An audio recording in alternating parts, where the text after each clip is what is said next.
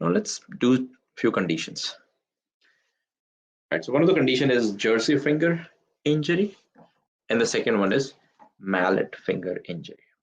Okay, now mallet finger injury is you have this tendon, extensor tendon, that goes and inserts in first phalanx.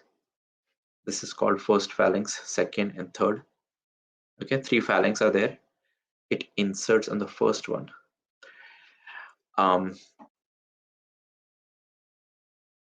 So tell me some mechanism, like how will this break? How will this rupture? What should happen?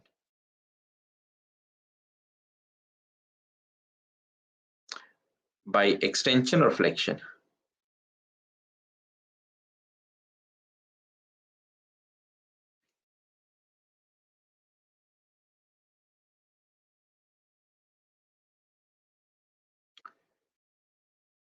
By stretching, which is flexion.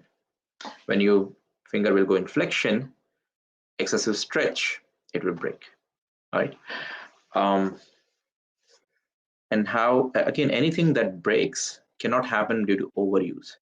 It has to be some traumatic, sudden stress causing injury or rupture. Okay, usually falling, I mean, those are the main reasons. So that's the extensor tendon rupturing. Causes are traumatic. Coming to signs and symptoms, what do you think? What will be the problem? He will not be able to use that extension. He will not be able to do extension, right? Now, which muscle is this?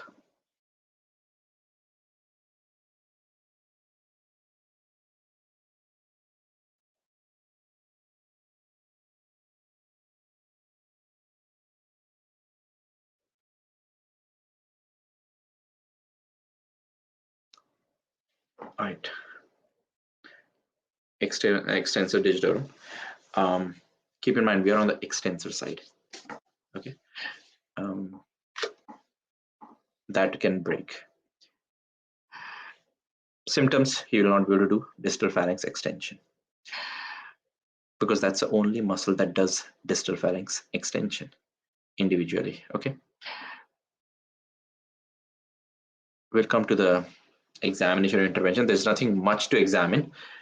Just ask them to extend and they cannot extend. That's it. Now look at this one. This is called jersey finger injury. Now in this one, your flexor digitorum tendon is rupturing. Again, traumatic injury. Here, like you're trying to go grab something, ended up grabbing something, and that overstretching will lead to rupture of the flexor tendon. So both of them are traumatic. One is for the extensor to the distal phalanx, flexor to the distal phalanx. Here he will not be able to do this, and in the other one he will not be able to do this, extend. Okay. And these are all traumatic. Anytime this happens, refer them to the surgeon. Okay.